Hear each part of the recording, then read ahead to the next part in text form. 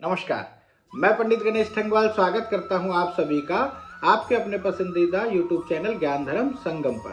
तो दोस्तों, आज की वीडियो का विषय है सबसे बड़ा देवता कौन।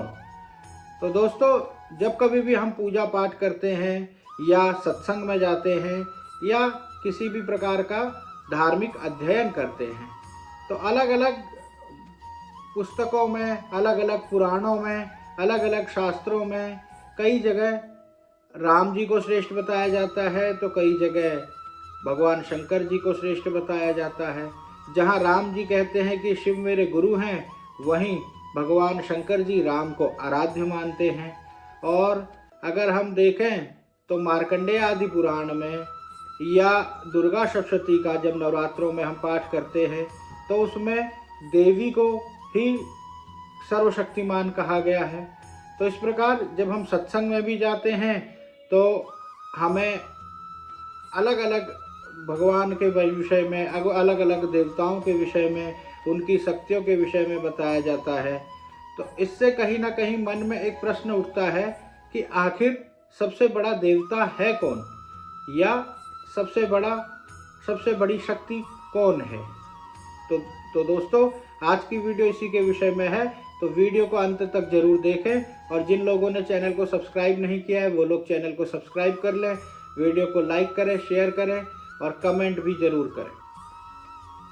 तो दोस्तों, इसी विषय पर एक घटना याद आती है। एक बार एक महान संत सत्संग कर रहे थे तो वहाँ पर एक राजा वहाँ पर जाते हैं और वो भी सत्संग को बड़े ही ध्यान से सुनते हैं।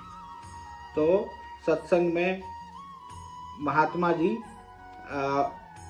अन्य मतलब कई सारे देवताओं के विषय में, कई सारे भगवान के विषय में वार्ता चलती है, चर्चा चलती है, उनके चरित्रों को सुनाते हैं और उनके चरित्रों को सुनाकर उनके विषय में जानकारी देते हैं और बहुत ही सुंदर सा सत्संग का माहौल बनता है और सभी लोग बड़े ही प्रसन्न होते हैं। सत्संग का आखिरी दिन आता है, अंतिम दिवस पारायण दिवस सत्संग का आता है। तो सत्संग के पारायण दिवस वाले दिन महाराज महात्मा से बोलते हैं कि हे महात्मन, आपने सभी देवी देवताओं के विषय में बतलाया, परंतु मेरे मन में एक शंका है कि इन सभी देवी देवताओं में सबसे बड़ा देवता कौन है। तो महाराज जी देखते हैं कि राजा पूछ रहे हैं इस तरह की बातें, तो वो राजा जी को एक शालिग्राम भगवान की शिला देते हैं और कहते हैं कि सबसे जो बड़ा देवता है, यही जो शिला है ये सबसे बड़ी देवता है। क्योंकि महाराज जी ने सोचा कि अगर इन्हें दार्शनिक भाव से या वेदोक्त तरीके से समझाएं तो हर किसी की समझ का अलग अलग तरीका है, तो तर्क कुतर्क हो सकता है। तो महाराज जी ने बोला कि आप ये शालिग्राम की शिला ले लें, यही सबसे शक्तिशाली है, यही सबसे बड़ा देवता है। आप इसका पूजन करें और आप इसका नित्य पूजन करेंगे तो आपको भी अवश्य ही मनोवांछित फल की प्राप्ति होगी।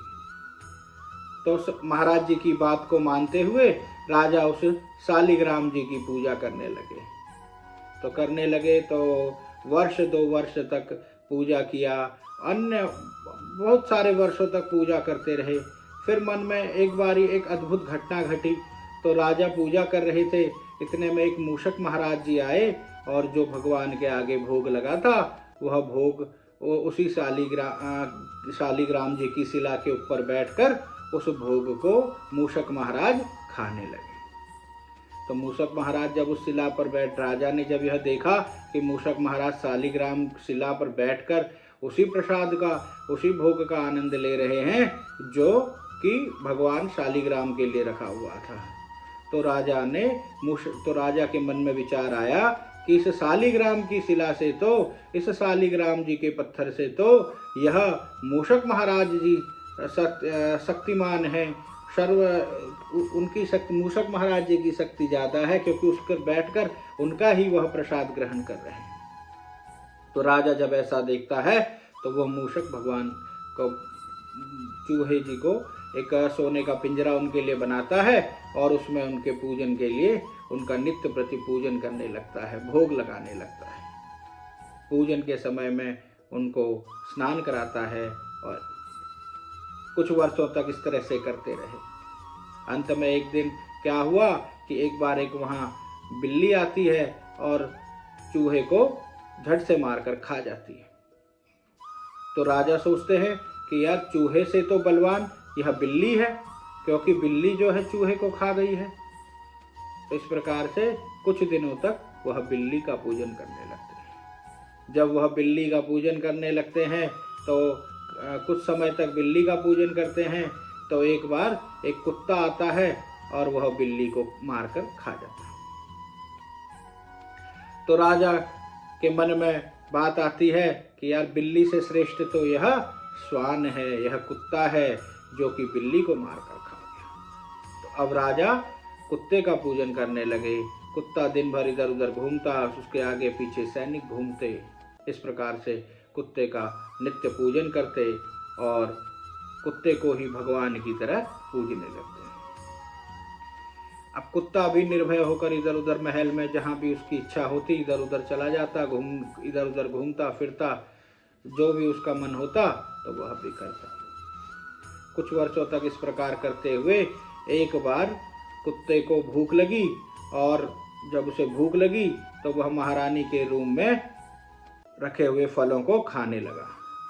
तो महारानी को गुस्सा आया और महारानी ने एक डंडे से कुत्ते की पिटाई कर दी। जब राजा ने यह देखा तो वह सोचा कि यार मैं तो इधर उधर खामखा ही इधर उधर घूम रहा हूँ, भगवान तो सबसे शक्तिमान तो महारानी है, इन्होंने इस कुत्ते को भी मारकर भगा दिया है। तो वह महारानी का पूजन करने लगे। जब महारानी का पूजन करने लगे, हर बात महारानी से पूछ कर की जाती, और इससे महारानी को भी अहंकार आ गया। अहंकार आया तो वह जो राज्य के जो विषय थे उनमें दखल अंदाजी करने लगी। तो एक बार राजा को बहुत गुस्सा आया और राजा ने चाबुक से लेकर महारानी की पिटाई कर दी। तो जब पिटाई की तो फिर राजा सोचने लगे, यार सबसे शक्तिशाली तो मैं ही हूँ, तो मैं ही भगवान हूँ, और वह अपना ही पूजन करवाने लगे। तो राज्य में राजा का ही पूजन होने लगा। राजा अपने आप को सर्वशक्तिमान मानते हुए अपना पूजन कराने लगा। कुछ वर्षों तक इस प्रकार चलता रहा, परंतु फिर एक बार राजा की तबीयत खराब हुई। जब राजा की तबीयत खराब हुई तो जगह जगह से वैद्य बुलाए गए, जगह जगह से दवाइयाँ मंगवाई गई। तो जब मंगाई गई और राजा ठीक हुए, जड़ी बूटियों को पीसकर उनकी दवाई बनाई गई और राजा का इलाज किया गया। जब राजा ठीक हुए तो वैद्य से पूछा गया कि महाराज आपने तो मुझे भी जीवन दान दिया है, तो सबसे बड़े तो देवता आप हुए, सबसे बड़े शक्तिमान सर्वशक्तिमान तो आप हुए, क्योंकि आपने एक बीमार व्यक्ति को स्वस्थ करने की आप में क्षमता है, चमत्कार है। वैद्य जी बोले, नहीं, इसमें मेरा कोई चमत्कार नहीं है, इसमें तो चमत्कार यह जो शिला घोटने वाली ये जो दवाइयों औषधियों को घोटने वाली जो शिला है, इसी का ही, यह जो पत्थर है इसी का ही चमत्कार है कि इसने पत्तियों को, जड़ी बूटियों को पीस कर घोट कर दवा बनाई और जिससे आपका उपचार हुआ। जब राजा ने ऐसी बात सुनी और उस शिला को देखा तो वह शिला, तो उसको महात्मा की बात याद आई कि महात्मा जी ने तो मुझे सबसे पहले शिला ही दी थी पूजन के लिए और बताया था कि यही सर्वश्रेष्ठ है। तो राजा को बड़ा पछतावा हुआ कि मैं इधर उधर भटकता हुआ चूहे बिल्लियों की पूजा, कुत्तों की पूजा करता रहा, और जो महात्मा जी ने शिला दी थी, जो पत्थर दिया था, जो शालिग्राम भगवान की शिला दी थी और जो सबसे श्रेष्ठ है, और आज इसी शिला की वजह से, इसी पत्थर की वजह से मुझे जीवन दान में मिला है। तो उसको बड़ा ही पछतावा हुआ और सभी विषयों को छोड़कर उसने भगवान शालिग्राम की, उस शिला की, उस पत्थर की दोबारा से पूजा प्रारंभ की और अपना भगवान को ध्यान करने लगा।